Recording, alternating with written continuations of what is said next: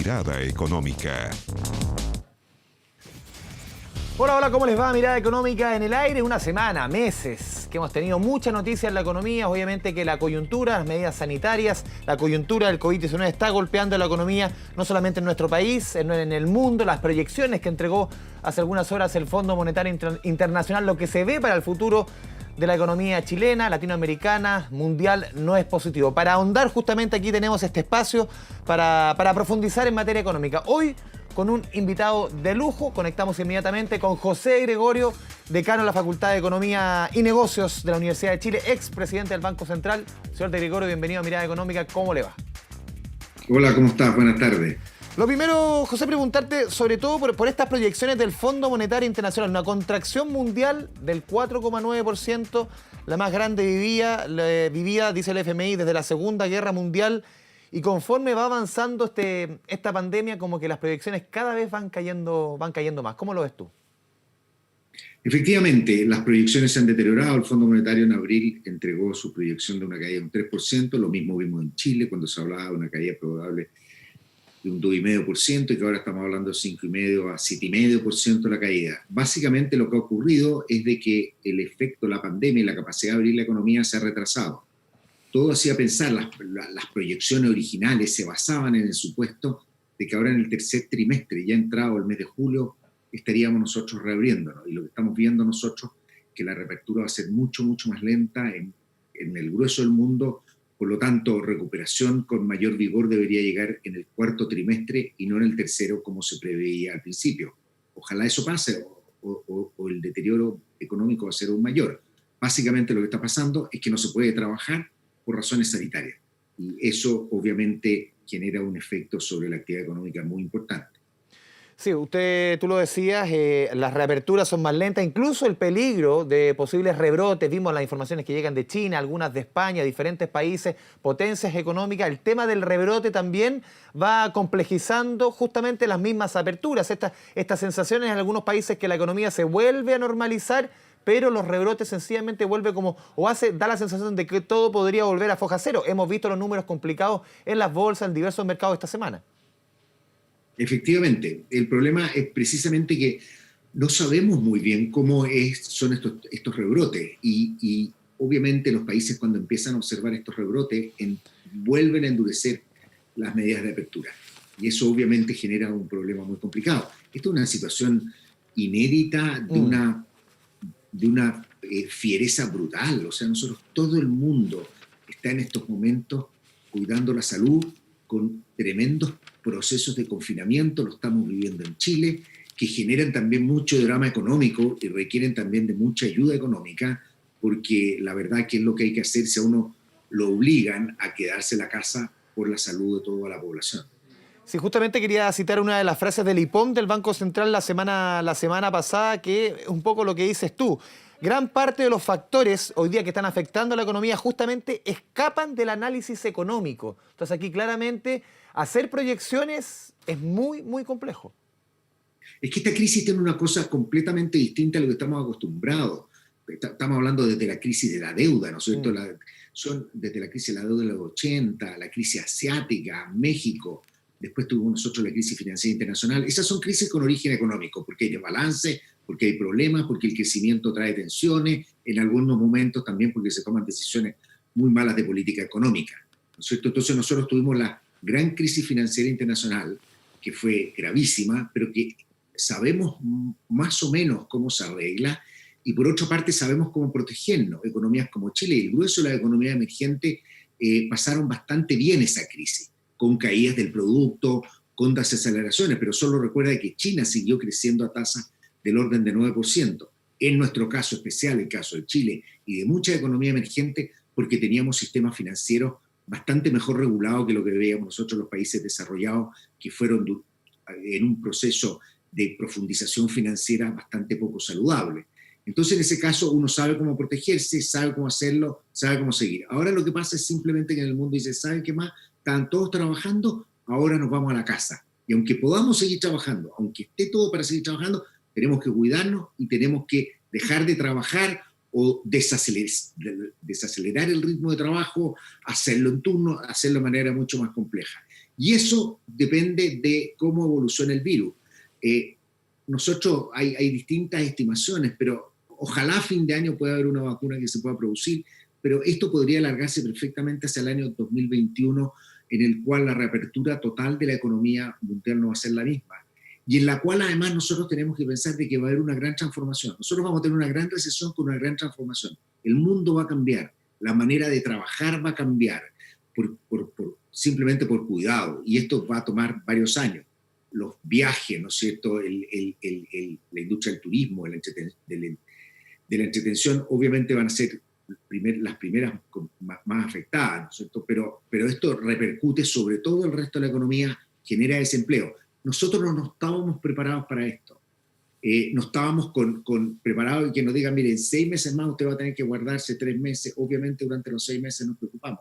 Aquí pasó de un día a otro con una fuerza muy grande y obviamente el problema es que cuando salgamos de esto, aparte de la transformación que va a tener que ocurrir, pero que cuando salgamos de esto nosotros tengamos hogares, trabajadores, empresas en una situación relativamente saludable para poder volver a producir. Incluso el Banco Central, José, la semana pasada en el IPOM decía que esperaban que el tercer trimestre la economía lentamente comenzase a normalizarse. Pero obviamente ya la semana pasada, un análisis hecho hace 10 días, 2 semanas, con la velocidad que se va manejando todo, con los números que hemos tenido de contagio, con los números de fallecidos, con la discusión cómo está, quizás esa recuperación, ese comienzo de recuperación se va a postergar nuevamente, y esa recuperación que muchos dijeron en marzo, en abril, obviamente todo va cambiando, que iba a ser en B corta, con una recuperación rápida, va a ser derechamente una U, o sea, una recuperación mucho más lenta, sobre todo el próximo año. No, lo que va a ocurrir es que vamos a tener un periodo prolongado, esa es la idea de la U, vamos a tener un periodo prolongado, más allá de un trimestre, o sea, esto partió del segundo trimestre y vamos a tener también un tercer trimestre similar, probablemente algo mejor, probablemente en algunas partes con mejor control sanitario se pueda abrir la economía, pero efectivamente yo creo que hay que pensar, dado además que en nuestro caso viene el invierno, esto puede durar agosto, septiembre. Las medidas, yo diría, estrictas, medidas más estrictas de distanciamiento social, con alguna reapertura gradual, ¿no es cierto?, hacia los meses de agosto, septiembre, y vamos a ir viendo cómo va evolucionando la situación sanitaria, que en Chile es tremendamente complicada. Tú participaste justo en un grupo de economistas que pusieron sobre la mesa un insumo fundamental en cuanto a medidas, que fue quizás lo más importante y que recogió el Congreso para ir tomando las medidas que hemos conocido. Por ejemplo, en las últimas horas comenzó a entregarse la segunda cuota del ingreso familiar de emergencia, muy distinta a la primera, bastante más generosa en cuanto a montos, y cambian una serie de elementos. Lo que está saliendo del Congreso, ¿te hace sentido respecto a lo que ustedes propusieron en este documento? Bueno, efectivamente el Congreso tiene muchas discusiones, ¿no es cierto? Tiene un abanico muy grande, pero lo que nosotros simplemente quisimos proponer, y esto partió desde que un grupo de economistas nos reunimos convocados por el Colegio Médico, en pensar de que esto tenemos que dar un horizonte de un periodo relativamente largo, 1 o 2 años, y al final lo que concluimos es que dejemos un horizonte de 2 años para que el gobierno tenga la flexibilidad, para que exista un compromiso, ¿no es cierto?, con un monto de hasta $12.000 millones, 5 puntos del PIB para combatir la pandemia en sus distintas fases, que no sabemos cuándo van a cambiar, pero en una que es básicamente la primera, que es de contención, después viene una de reapertura y acomodamiento gradual, hacia después llegar a una etapa de reactivación. Y en esto, obviamente el Banco Central tiene un rol muy importante y ha sido muy activo en materia de política expansiva, pero quien tiene el mayor poder en este tipo de crisis es la política fiscal, porque lo que hay que hacer es dar ayuda a los hogares para que puedan alimentarse, para que puedan vivir, ayuda a las empresas para que no se destruyan empleo y para que en el momento que nos recuperemos con algo de fuerza. Las proyecciones del Fondo Monetario son interesantes porque además lo que muestran en el grueso de la economía avanzada y también en América Latina es que vamos a tener caídas importantes, 5, 6, 7%, ¿no es cierto? Podemos tener caídas muy importantes, pero la recuperación va a ser algo más lenta. Por ejemplo, el Fondo Monetario para Latinoamérica, donde tienen mucha fuerza México y Brasil, que van a estar cayendo, de acuerdo a sus últimas predicciones, del orden de 10%. América Latina en su conjunto, esto es por el peso que tiene esa economía, va a estar cayendo cerca del 9-10%, y el próximo año se estaría recuperando al 4-5%. El Banco Central tiene algo así para nosotros, podemos estar cayendo 6-7% este año, y el próximo año recuperándonos a 5%. Esto significa que vamos a recuperarnos con vigor, pero todavía vamos a tener una economía como decimos nosotros, con exceso de capacidad, en la cual todavía no vamos a estar llegando a nuestro pleno potencial en materia de empleo y de utilización de capacidad. En, en- Y parte importante, esto se debe por las heridas que van quedando durante la crisis. Sí, en paralelo con lo que se está tramitando en el Congreso, las ideas o los proyectos que ustedes han presentado, o ideas que ustedes han presentado, que el gobierno también ha presentado, que se ha negociado, también han surgido otras ideas. Por ejemplo, José, el retiro del 10% de los ahorros previsionales, con el compromiso en esa idea, en ese proyecto, de que el Estado, años después, devuelva a la cuenta personal de la persona, a la cuenta individual de la AFP, ese 10%. ¿Te hace sentido retirar el 10% para enfrentar un periodo duro económico para muchas familias que hoy día quizás no están recibiendo ayuda del Estado, clase media, quizás clase media que hoy día no está calificando, por ejemplo, el ingreso familiar de emergencia? Es un punto muy importante. Efectivamente hay familias, hay hogares que no tienen, muchos hogares de clase media que no acceden al ingreso familiar de emergencia y uno tiene que pensar alguna modalidad en la cual ayudarlos porque aquí todos los chilenos están sufriendo. Sin embargo, la propuesta que salió del Congreso a mí me parece inconveniente, por una razón muy sencilla.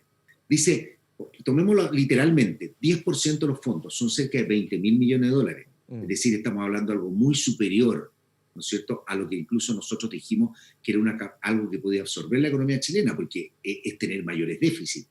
Decirlo va a devolver en 2, 3 años más, simplemente estamos hablando de que encima de los 12.000 hay gente 20.000. Entonces dice, no, restringámoslo, hagamos ya, vamos a 10.000, ¿no es cierto? Todavía son cantidades enormes. Y además, en la medida que tú dices, y después se lo devuelve el Estado, porque no es que yo estoy, después tú dices, es súper regresivo, porque está devolviendo más a los que tienen más. Por lo tanto, a mi juicio, hay varias cosas, y esto hemos estado muchos economistas discutiendo los últimos días y conversando, y la verdad que hay bastante dispersión todavía dentro de las opiniones, pero yo creo que hay cosas que se pueden hacer, hay cosas importantes que se podrían hacer. Una primera, directa, relativamente más fácil, es los sistemas que abarcan una fracción pequeña, pero son la gente que tiene ahorro previsional voluntario. Hay dos tipos de ahorro previsional voluntario, el que se llama clase media, en el cual el gobierno te pone un complemento, pero está en las cuentas personales, y el otro, el que hace la gente directamente, ¿no es cierto?, que significa una deducción de impuestos, pero que después se pagan los impuestos cuando se retira. El problema es que esos dos mecanismos tienen un castigo si tú los sacas ante la jubilación. Un castigo que va más allá del descuento tributario o del apoyo que te dieron. Por lo tanto, lo que yo primero pienso que se podría hacer es ese castigo eliminarlo.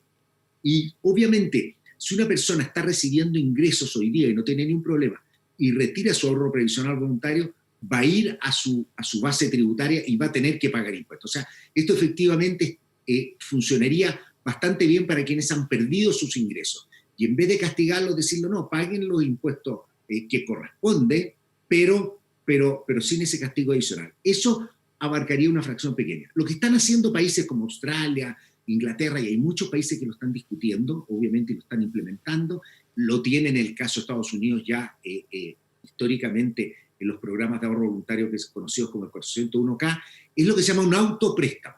Y eso yo creo que es algo que podríamos discutir. ¿Qué significa un autopréstamo? Que yo saco plata de mi fondo de pensiones, pero me comprometo a devolverla. Ahora, esto es bien importante, devolver la plata a los fondos de pensiones, porque el gran problema que tiene Chile, uno de los principales problemas que tiene Chile, son las bajas pensiones, entre otras cosas porque cotizamos muy poco. Se está discutiendo y va a quedar pendiente, ¿no es cierto?, que aumenten las cotizaciones, que haya mayor solidaridad en el sistema. Pero uno podría decir, yo si tengo algo en exceso y no tengo ningún otro tipo de ayuda, no tengo ni subsidios, ni seguro de desempleo, ni tengo ingreso familiar de emergencia, yo pueda sacar una fracción de eso en cuotas, en la medida que esto vaya, en la medida que yo pueda demostrar, por ejemplo, que estoy desempleado sin ingreso, y me comprometo en el futuro a devolverlo con una mayor cotización y una tasa de interés baja. Todo eso se puede calcular y se puede estimar, pero que haya un esfuerzo de reposición en estos momentos.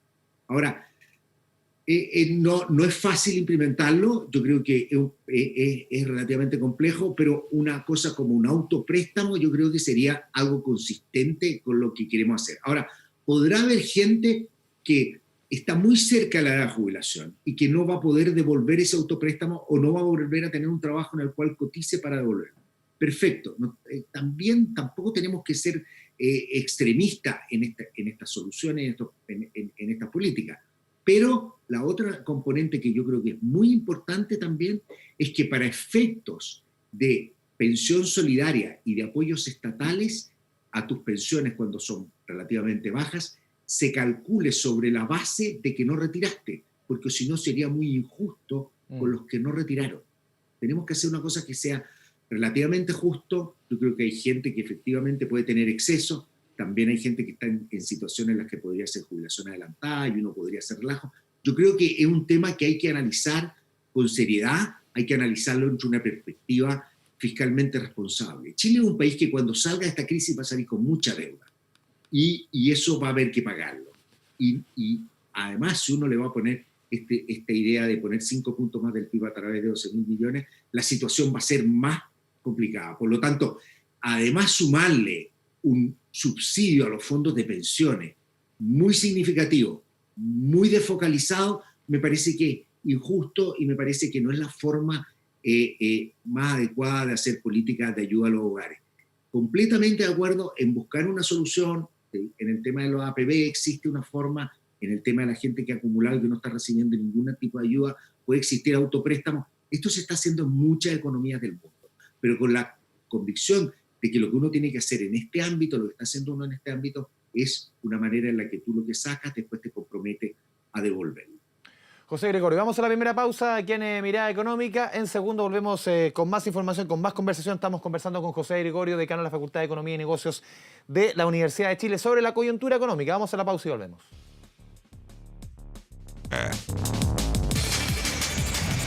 Volvemos a Mirada Económica, estamos conversando con el decano de la Facultad de Economía y Negocios de la Universidad de Chile, José Gregorio. Otro de los temas importantes que se ha conversado harto durante los últimos días tiene que ver con los servicios esenciales y los productos esenciales, José. A ver, para algunos ha sido demasiado laxa o demasiado permisiva la actitud o las reglas que ha puesto la autoridad, y derechamente para otros debería haber mucho menos permiso. La movilidad que tenemos hoy día es demasiada y eso ha afectado sobre todo la cantidad de contagios y todo lo que hemos conocido en las últimas semanas. ¿Cómo ves tú esa discusión, servicios y productos esenciales? Efectivamente, los datos de movilidad muestran que la movilidad ha sido alta. Y obviamente esta cosa de tener, por ejemplo, permisos diarios, restringirlo, me parece bastante razonable. También tenemos que entender que hay muchas familias y muchos hogares en los cuales estar confinado es difícil y en los cuales no salir muchos trabajadores también es complicado. Precisamente por eso están los ingresos de emergencia. Yo creo y me da la sensación de que estamos muchas veces en una discusión en la cual falta un poquito de rigor en la discusión previa, como que vamos descubriendo el problema y vamos tratando de parcharlo. Hay mucha experiencia internacional, hay muchos países que van 2 meses delante de nosotros, en los cuales uno podría tener efectivamente un diseño bastante más riguroso, tener grupos de personas pensando bien cómo hacerlo. Porque obviamente nosotros tenemos que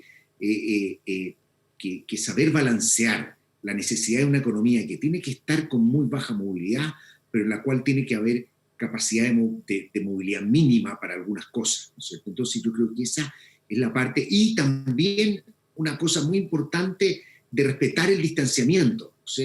O sea, el que la gente esté distante, el que se ande permanentemente con máscara, o sea, ser muy enfático en eso, porque obviamente una cuarentena que no se puede cumplir es bastante difícil, y en esto hay mucha experiencia. O sea, si uno ve lo que está pasando en Europa hoy día, ¿no es cierto?, que lograron de alguna otra manera dar vuelta a la curva, no solo aplanar la vuelta de manera importante, están gradualmente empezando a salir. Hay un montón de protocolos, directrices, que es cosa de mirar lo que está haciendo el mundo. Pero en ese mismo sentido, y perdona que te interrumpa, se ha privilegiado demasiado la economía justamente para no poner tantas reglas, porque también ahí está la discusión. Por privilegiar la economía, tenemos prácticamente al 40-45% de los trabajadores yendo y viniendo del trabajo, en las zonas con cuarentena. Bueno, hay una cosa que es bien importante, que yo creo que a principios de la pandemia hubo algunas voces que salían diciendo, bueno, esto es la vida o la economía, privilegiemos la economía. Nosotros vimos eso en muchas personas que opinaban, ¿no es cierto? No tenían la conciencia de la fuerza con que venía esto, tampoco tenía la conciencia yo, pero en un escenario así, lo que uno tiene que hacer no es pensar necesariamente qué es lo más probable, tiene que pensar qué es lo más negativo que puede pasar y eso es lo que tengo que evitar. Esto se llama control de riesgo. Lo que uno tiene que ver cuáles son los riesgos mayores de la economía. Y efectivamente, en un principio, ¿no es cierto? Y va a quedar como una cosa emblemática el intento de apertura de la Pumanque, ¿no es cierto? Como que pensábamos que ya podíamos, que los funcionarios públicos podían volver a trabajar. Obviamente ahí se mostró que se pensaba que la reapertura podía ser rápido porque es importante abrir la economía para que la gente vuelva a su empleo, volvamos a trabajar y nos normalicemos. Pero la primera prioridad es la vida. Y yo creo que si algo ha quedado claro, y sin duda algo que me tocó afirmarlo y tal vez contigo hace un par de meses, lo más importante para la economía y para la economía, para nuestro desarrollo, es privilegiar, proteger y cuidar la vida de los ciudadanos. Eso es lo que nos va a permitir, en el momento que hagamos una apertura, por muy gradual que sea, hacer una apertura más efectiva, una apertura más segura, que nos lleve a poder retomar un nivel de actividad más normal.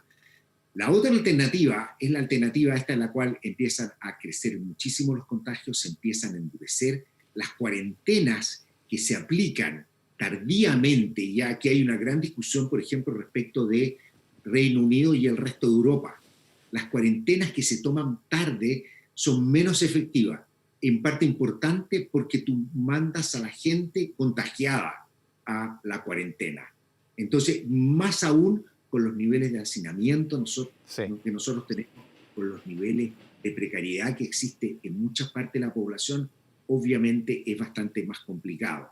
De manera que yo entiendo que existe un balance muy complicado, existe un balance en el cual esto no es blanco-negro, pero en el cual yo creo que me da la impresión de que falta un poquito de rigor en cómo vamos diseñando nosotros el sistema de distanciamiento social, cómo en muchos otros países, por ejemplo, donde está la actividad de la construcción activa, no hay protocolos muy rígidos y es simplemente mirar lo que están haciendo y traer ese tipo de cosas acá, pues yo creo que es muy importante que cuando empecemos a normalizar la actividad, es muy importante cuidar la salud de todos los trabajadores. Justamente, muchas gracias, sí, justamente ese punto es bueno poner las reglas, ir poniendo justamente coto, porque hay un poquito de enredo respecto a esa información. José Gregorio, muchas gracias por esta conversación con Mirada Económica en Canal 24 Horas. Muy buenas tardes. Muchas gracias a ti también, que estés muy bien, tú, igualmente, ya cuidarse, toda tu familia, toda la gente que está trabajando para poder transmitir esto, así que salud. Que muchas gracias, bien. Igualmente, chao, chao. Así vamos cerrando Mirada Económica a través del canal 24 Horas. Sigue la sintonía de su canal de noticias, porque aquí, obviamente, siempre es hora de noticias.